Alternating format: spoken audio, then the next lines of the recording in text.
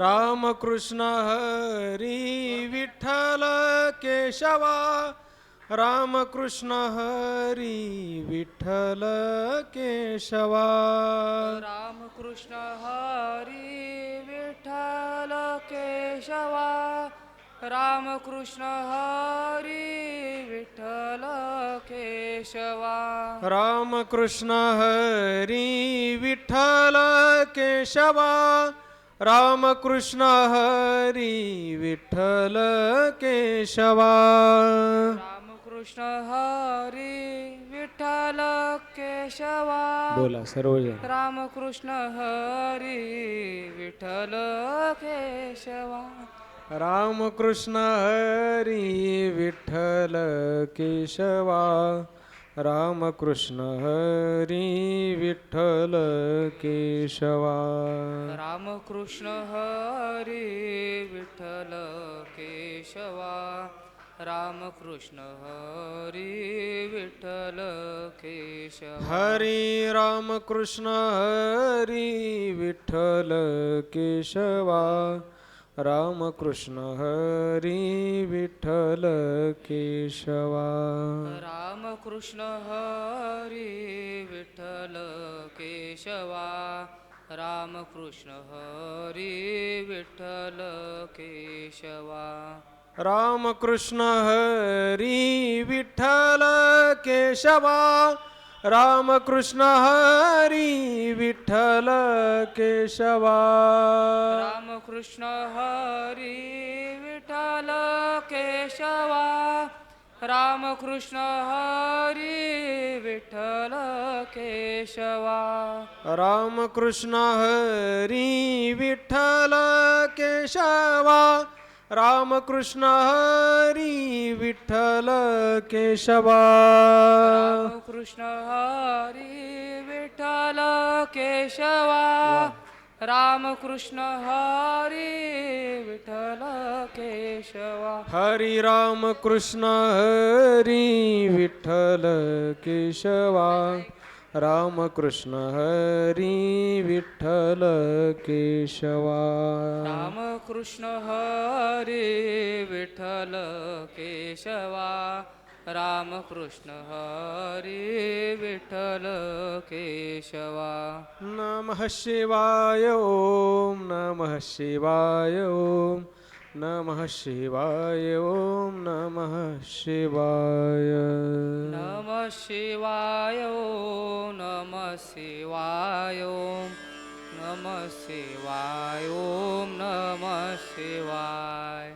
Shiv Om Shiv Om Shiv Om Shiv Om Shiv Om Shiv Om Shiv Shiv Om Shiv Om Shiv Om Shiv Om Shiv Om Shiv Om Shiv Om Shiv Om Shiv Om Ramakrishna Hari Vitthal Keshwa Ramakrishna Hari Vitthal Keshwa Ramakrishna Hari Vitthal Keshwa Ramakrishna Hari Vitthal Keshwa Hare Ramakrishna Hari Vitthal Keshwa Ramakrishna Hari Vitthal Keshwa Ramakrishna Hari Vitthal Keshwa